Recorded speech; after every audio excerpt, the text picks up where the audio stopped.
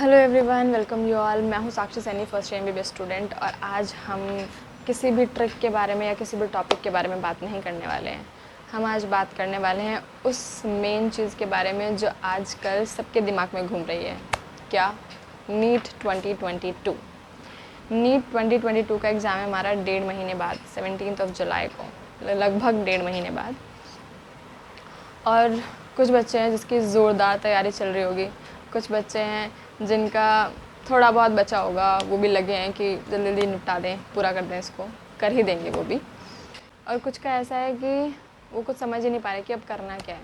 1.5 महीना बचा, अब इसमें तो कुछ होगा नहीं, ठीक है, तो उस पढ़ाई को एक साइड रख के बैठ जाते हैं, कुछ और देख लेंगे, कुछ और कर लेंगे, ऐसा सोच रहे होंगे, है ना।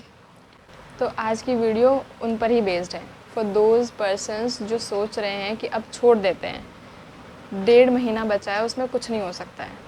और अगर ज़्यादा से ज़्यादा कुछ हो सकता है तो क्या, बायोलॉजी के टॉपिक्स हो सकते हैं। और बायोलॉजी वो ऐसे पेज खोलते हैं, पूरा दिन एक ही चैप्टर में उड़ जाता है और उसके बाद कुछ समझ नहीं आता कि अब क्या करें, क्योंकि आज तो सिर्फ एक ही चैप्टर हुआ है बायोलॉजी का। तो वो 1.5 महीने तक क्या उनका प्रोसीजर यही चलेगा कि वो पूरी बायोलॉजी को सिर्फ थ्योरी से पढ़ेंगे और उसकी प्रैक्टिस करेंगे नहीं। थ्योरी पढ़ लेंगे कि हमको तो आता ही नहीं है, तो प्रैक्टिस क्या करें, पढ़ के ही चले जाते हैं। तो देखो, उससे आप बहुत लॉस में रहोगे, आपके नंबर बहुत कम आएंगे और फिर आप सोचोगे कि ये तो एक्सपेक्टेड ही था, क्योंकि मैंने तो कुछ पढ़ा ही नहीं था। लेकिन ऐसा नहीं है, आप 1.5 महीने में भी बहुत कुछ कर सकते हो। ये नहीं कह रही हूँ कि 1.5 महीने में आप 650 क्रॉस कर जाओगे, लेकिन मैं ये ज़रूर कह रही हूँ कि आपकी एक्सपेक्टेशन से आपके नंबर ज़्यादा ही आने वाले हैं, अगर आप इन बातों का ध्यान रखो जो मैं बताने वाली हूँ।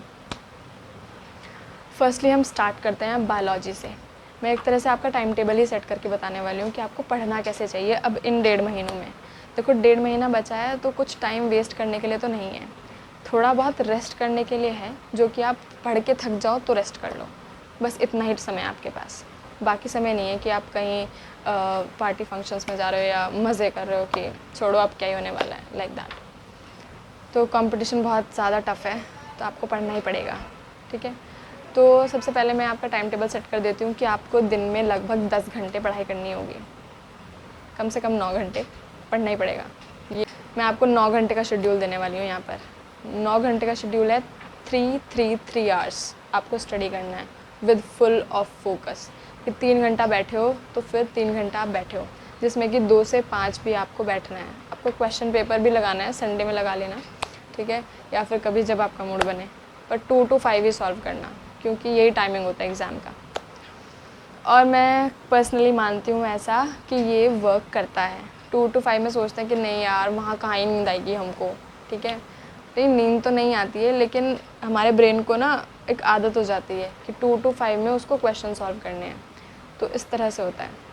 तो यस, मैं बात कर रही थी कि बायोलॉजी में आपको कैसे करना चाहिए। बायोलॉजी में आपको 3 घंटे देने हैं, जिसमें कि 1 hour for theory and 2 hours होने चाहिए आपके प्रैक्टिस के लिए। 1 hour for theory and 2 hours for practice, ठीक है। जिसमें आपको थ्योरी में जस्ट रीडिंग करनी है। मतलब बायोलॉजी में आप सोच रहे होंगे कि मैं ढंग से ही पढ़ लूँ, क्योंकि बायोलॉजी करके आने वाला हूँ 1.5 महीने बाद, तो ऐसा मत सोचो। प्रैक्टिस करोगे ना तो ढंग से ही करके आओगे क्वेश्चन, ठीक है। लेकिन खाली थ्योरी पढ़ के जाओगे तो ढंग से क्वेश्चन नहीं करके आओगे, वहाँ पे जाके कंफ्यूज हो जाओगे। तो इसलिए फर्स्ट आवर में आप जल्दी से थ्योरी पढ़ो, मतलब कि बस अब तो पढ़ दो, ठीक है। पढ़ो, उसके बाद 2 घंटा क्वेश्चन करो, उसमें जो सॉल्व नहीं हो रहे फिर एक बार उनको देखो, ठीक है। उसके बाद उसमें बीच में आप 1 घंटे का गैप ले लेना, जिसमें आपको देखना ही है कि आपने गलतियाँ क्या की है, वही गैप है आपका, वही रेस्ट है, ठीक है। उसके बाद नेक्स्ट 3 आवर लगाइए केमिस्ट्री के लिए, और हर दिन में तीनों सब्जेक्ट पढ़ने हैं। तो नेक्स्ट 3 आवर्स में आपको 1.5 घंटा पढ़ना है थ्योरी और 1.5 घंटा देना है प्रैक्टिस के लिए। इसमें आपको आधा घंटा फालतू पढ़नी है थ्योरी, क्योंकि ये केमिस्ट्री है, इसमें आपको बहुत सारी चीज़ें जब आप सॉल्व करोगे ना तो आपको थ्योरी की ही काम आने वाली है। तो इसलिए 1.5 घंटा फॉर थ्योरी एंड 1.5 घंटा आपका न्यूमेरिकल्स, यानी कि न्यूमेरिकल्स क्या, प्रैक्टिस, सॉल्व करना है आपको। आप न्यूमेरिकल सॉल्व करो या ऑर्गेनिक सॉल्व करो, कुछ भी सॉल्व करो। उसके बाद आता है आपका 3 आवर्स फिज़िक्स के लिए। फ़िज़िक्स में क्या करना है आपको, 1 आवर आपको प्रैक्टिस करनी है एंड 2 आवर थ्योरी, यानी फर्स्ट 2 आवर आप थ्योरी पढ़ेंगे, उसके बाद आप 1 घंटा प्रैक्टिस करेंगे। आप सोच रहे हैं ये क्या बोल रहे हो, फ़िज़िक्स में ज़्यादा प्रैक्टिस करनी चाहिए और आप कह रहे हो कि बायोलॉजी में 2 घंटे प्रैक्टिस करो और फिज़िक्स में 1 घंटा प्रैक्टिस करो। तो मैं आपको सही बता रही हूँ, यही चीज़ें हैं तो जो एक्सपीरियंस बताती हैं कि आप जो बायोलॉजी में पढ़ने वाले हो ना, जो प्रैक्टिस करने वाले हो, वो आगे जाके बहुत ज़्यादा काम आने वाली है। लेकिन अब इन 1.5 महीनों में जो फिज़िक्स की प्रैक्टिस करोगे ना, वो इतना काम नहीं आएगी आपके पेपर में। फ़िज़िक्स को जाके तो आप वैसे भी लास्ट में करने वाले हो और लास्ट में करोगे वैसे ही हड़बड़ाए हुए होंगे, जो आ रहा होगा ना वो भी नहीं आएगा। तो ये 1.5 महीने मैं उनके लिए बता रही हूँ जो कि कुछ नहीं पढ़ रहे हैं, मतलब जिनका कुछ भी अभी पूरा नहीं हुआ है, जिनको समझ ही नहीं आ रहा है कि करना क्या है, मैं उनके लिए बता रही हूँ ये। और अगर ज़्यादा से ज़्यादा आप क्या कर सकते हो, फ़िज़िक्स का एक क्रैश कोर्स कर सकते हो कहीं पे भी, ठीक है। उसको ख़रीद लो, कहीं से ले लो, परचेज़ कर लो और क्रैश कोर्स करो, सिर्फ क्रैश कोर्स करो और कुछ मत करो। या तो वो 3 घंटे आप क्रैश कोर्स में इन्वेस्ट करो, अगर आप क्रैश कोर्स नहीं कर रहे हो तो फिर आप 2 घंटा थ्योरी करो और 1 घंटा प्रैक्टिस करो क्वेश्चन, ठीक है। क्योंकि थ्योरी में आप फॉर्मूलाज पढ़ रहे होंगे, आपको फॉर्मूलाज रटने हैं, बिल्कुल वो याद करने। क्योंकि जो क्वेश्चन फॉर्मूला बेस्ड होंगे एटलीस्ट आप उनको तो नहीं छोड़ोगे। आपने अगर उनकी प्रैक्टिस नहीं भी की होगी तब भी आपको समझ आ जाएगा, पर प्रैक्टिस 1 घंटा तो करनी ही है, क्योंकि उसमें आपको वो फॉर्मूला बेस्ड क्वेश्चन देख लेने हैं कि जो फॉर्मूला बेस्ड है वही वाले सॉल्व करना, बस ज़्यादा के उसमें मत पढ़ना। और बायोलॉजी में जो 2 घंटा की प्रैक्टिस है वो सच में आपको अच्छे मार्क्स दिला देगी इन 1.5 महीने की तैयारी में भी।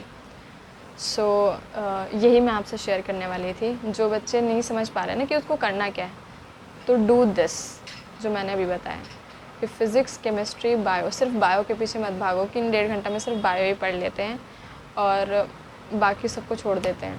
देखो ऐसे कुछ नहीं हो पाएगा। आपकी एक्सपेक्टेशन जितनी होगी ना अपने सिर्फ बायो को लेकर, और जो अगर आप ये तीनों सब्जेक्ट जिस तरह से मैंने बताया वैसे कर रहे हो, तो एक्सपेक्टेशन से ऊपर ही आएंगे नंबर। बाकी तो आपको जैसे सूट करे, मैंने तो अपनी तरफ से आपको एक सजेशन दिया है विद माई एक्सपीरियंस, बल्कि मैंने किसी और चीज़ के बारे में कभी नहीं सोचा कि मुझे कुछ और करना है, ठीक है। Okay, thank you so much for listening, see you soon in the next video. और तब तक के लिए पढ़ते रहो, ध्यान रखो अपना और all the very best, keep practising, keep learning, bye.